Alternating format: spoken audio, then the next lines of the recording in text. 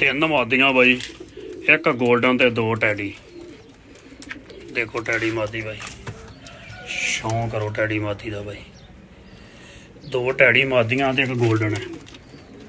Golden बहुत अच्छे level दी आ।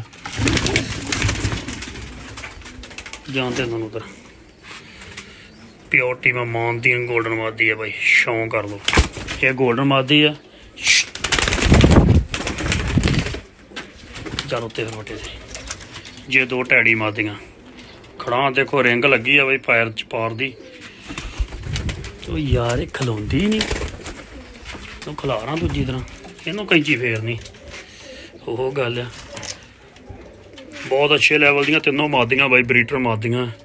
शौं कर लो मादियां का, बहुत बाई मादियां मंगते से। एक गोल्डन मादी या दो टैडी मादियां। ठीक है, आ देखो टैडी मादी बाई।